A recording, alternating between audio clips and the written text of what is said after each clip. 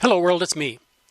I feel a little bit sorry for this guy. Maybe it's because my kids are millennials and the critics say that we ruined them by awarding participation trophies nearly any time they left the house. But I think everything in vintage computing deserves at least a little bit of legacy, no matter how minor its contribution or its influence. And I can't imagine a production chip having less influence than this little 1 kilobyte static RAM. So here's a little tribute to the Intel 8185.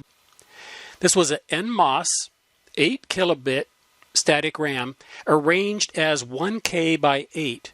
And it's in this little 18-pin DIP. It was manufactured in both ceramic and plastic package, so you'll see them in both. Of course, the ceramic packages now are going for a fortune. Little plastic packages are not worth very much. Now, this chip was released by Intel in about 1980, but it was for a particular niche application. And I'm pretty sure that you've never heard of this particular RAM, and I would be willing to bet dollars to donuts that you've never designed this into a circuit. Let's first look at when it came on the scene, why it's unique, and then its demise. The chip showed up in the 1978 component catalog with the advanced watermark. But then it actually showed up with a different number. It was branded as the 2185, and the pinout is actually, well, the pinout's the same, but there's a couple of signal lines that changed names. They had the more RAM traditional signal names rather than support devices for the 8085 signal names. But at any rate, it showed up in this catalog, the 1978 catalog, as the 2185. It's listed in the table of contents as the 8185, but someone must have missed the memo because it doesn't actually show up on that page. If you go back to the page where it was supposed to be listed, there's actually the 8202 dynamic RAM controller, and this is also advanced information. And in fact, this is so advanced, it doesn't even have the pins assigned yet. So in this catalog, it's showing up only as the 2185. And this is the only time it showed up as the 2185, so I don't think it was actually released with that number. Of course, it had no business having a normal 2100 number like most of the NMOS RAM, but consistent and well thought out nomenclature was never Intel's strong suit. First time it really shows up after the advanced is the preliminary information, and it shows up in the September MCS 85 user's manual with the preliminary information watermark. So here we've got the present configuration with the signal names, and we've got a few more details, including an application diagram, AC characteristics, and waveforms. So this was the fall of 78. Then finally, in 1979, it shows up in a new product introduction in the March 79 issue of Computer Design. So I think it's pretty reasonable to expect that it actually shipped in late 79 or in 1980. Now, by 1980, it appears as a mature product in catalogs, and it's available on the retail market. If you go into the back of Byte magazine and so forth and look at the JDR and people selling components, you can buy the 8185 in 1980.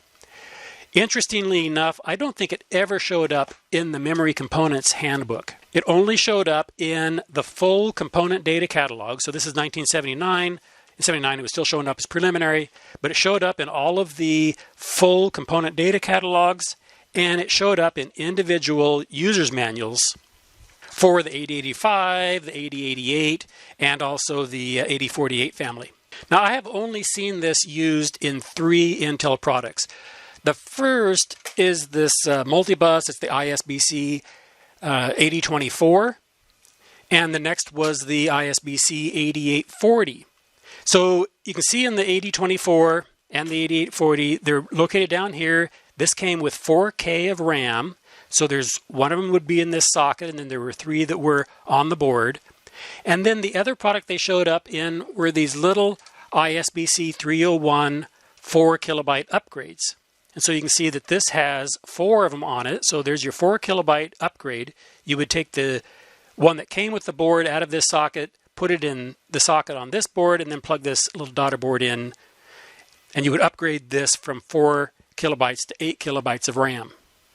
So if you buy one of these multibus boards and you see this little daughter board on it, that's a 4 kilobyte upgrade using this 8185.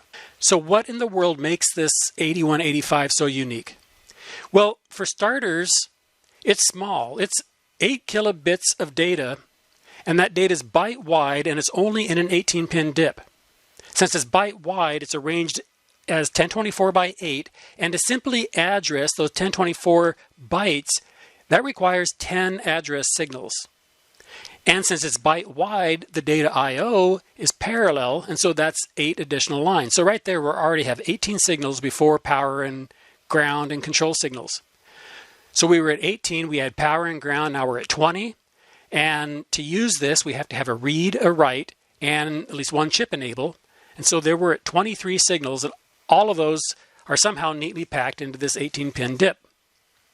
So it doesn't take a technical genius to recognize that this chip needs to multiplex something. And that something it's multiplexing is the low address byte and the data, just like on the 8085. So this saves 8 signal lines, which takes us down to 15 lines, leaves us 3 extra to go into this DIP. Now, given the date, the manufacturer being Intel, and the fact that this has address and data multiplexing, should be apparent that this chip was designed specifically for Intel microprocessors and microcontrollers that had a multiplex bus, such as the 8085, the 8088, and the microcontroller family from the 8048 series, like the 8021, 22, the 8035, and the 8049. So what makes this so unique is that this chip, the 8185, along with the 8155, 8056 pair, and the 8355, 8755 ROM EEPROM pair, are the only 3 memory chips that I know of that internally latched the multiplexed address and data bus. So while the 8085, 8755, and 8155 3-chip solution was a fantastic combination for the day, it only offered 256 bytes of RAM that were in the 8155. So adding this one 8185 added 4 times more RAM. So it took you up to 1.25 kilobytes of RAM without requiring any decoding or low address byte latching. So there was absolutely no overhead to add this one chip and take it from 256 bytes of RAM on that 3-chip set up to 1.25 kilobytes of RAM. So like the 8155 and the 8755, the 8185 included an ALE, or address latch enable strobe, input, and that allowed for extremely compact systems. So you take the 8085, the 8156, the 8755, and then with each additional 8185, the system could add another kilobyte of RAM without any additional overhead. Since we had those 3 extra pins, the 8185 had to have the ALE and a chip select, but they actually added a total of 3 chip enable and chip selects. One of them, for example, the CE1, which was active low, you could just directly connect to the IOM from the 8085, and the other 2, one was a chip select and the other was a chip enable 2. You could just connect those to a couple of address lines and then just claim an address block for this chip. Or if you had a decoder on board, you could more tightly decode and map your memory.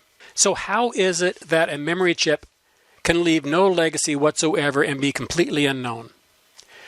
Well, first of all, it was really only of value to designers of extremely compact embedded controller systems based on the 8085 or the 8088. And then the reason that most people don't know about this is most people at the time were interested in the Z80 and the Motorola processors than they were on the 8085. So that, combined with a quick look at pricing, will go a long ways to deconstructing its demise. In 1981, an 8085 was $13, while a Z80 was only $7. But this 8185 was $30, and it was $40 if you wanted the high-speed 8185-2 that went with the 5 megahertz 8085. And keep in mind the value of the dollar has tripled since 1981, so that 8185 would have been worth $90, and the 8185-2 would have been worth $120 in today's dollars. That's an expensive component to put on a board. These were NMOS technology, so fabrication was not exotic at that time and shouldn't have been a price driver. The high cost had to simply be a result of low volume. If this thing is offering $40 a kilobyte, while other static RAM was running $7 a kilobyte, and dynamic RAM was running much cheaper at that, it was like $1.50 a kilobyte. And then even 5 years after the introduction, this was still running at $30 a kilobyte. And other RAM had fallen an order of magnitude. Dynamic RAM by then was running about 12 cents a kilobyte. So it really was hard to justify adding this to a board. Nowadays, unless you're looking for a gold ceramic version, the P8185-2, which is what this is finally down to around $2 or $3. So $2 or $3 a kilobyte.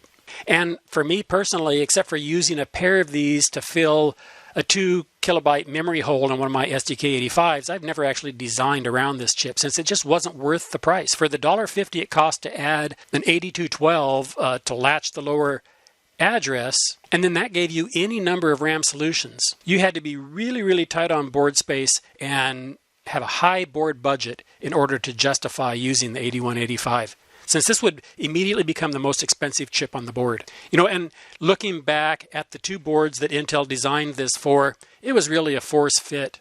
On the 8840 and the 40A boards, these boards already latched the bottom address byte from the 8088. So the ALE and the internal latch on the 8185 wasn't really needed. It did provide fairly high storage density down here, and it allowed you to use this little upgrade to get an extra 4 kilobytes using that little piggyback board. Maybe it was just because Intel was pushing their own silicon and trying to create a market for this really expensive niche application chip, but it was really a force fit on the 8840.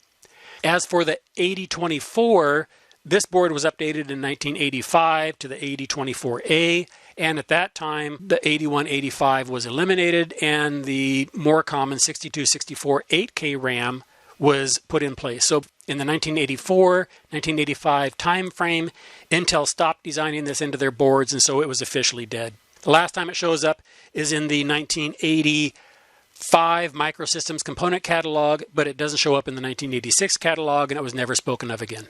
So that's it for this video. I just wanted to introduce this to the people that have never heard of it, and maybe a little bit of a reminder to the people that had used this before. Maybe I led a really sheltered life and everybody else was designing around the 8185 en masse. And so I'd like to hear from you. If you ever design anything with the 8185, or if you've ever seen this in a circuit, let me know. Maybe it's not the white elephant that I recall. As always, I hope you felt the video was worthwhile, and I would appreciate your thumbs up and subscribing. Thanks for watching. Bye-bye.